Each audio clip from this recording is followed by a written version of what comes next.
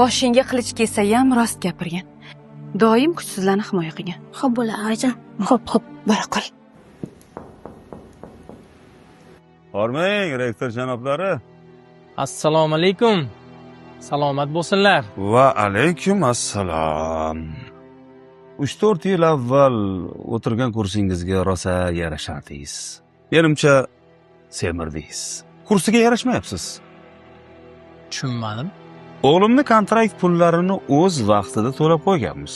Negadir diplom o'z vaqtida berilmayapti. Ey, haqmisan? Mag'rur tur.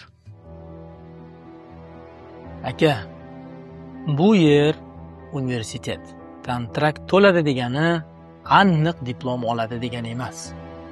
Diplomni himoya qilish kerak.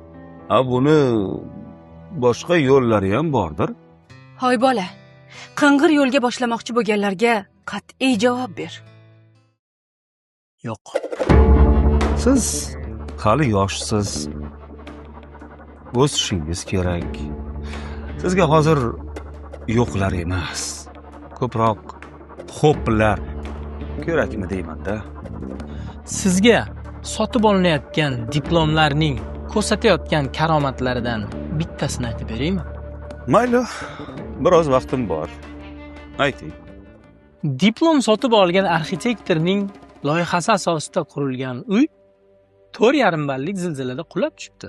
Afsuski, o'nlab odamlar halok bo'lgan, yuzlab odamlar jarohatlangan.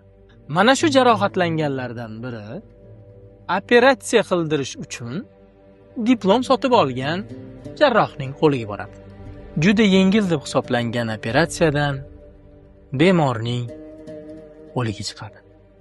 No'noq doktor va arxitektor ustidan jinoiy ish ochiladi va ish sudga oshiriladi. Qarangki, ishni ham diplomini sotib olgan sudya ko'ribdi.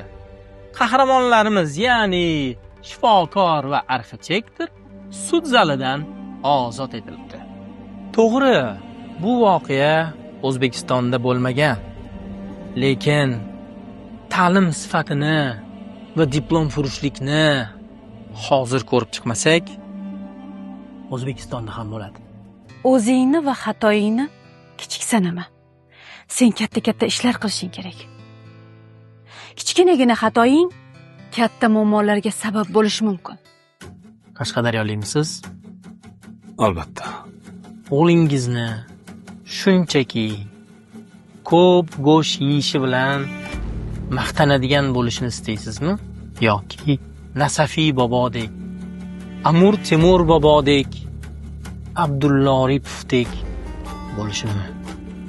Sizga bitta savol bersam bo'ladimi? Bering. Sizga bunday chiroyli tarbiyani kim bergan? Onam. Onangizga rahmat.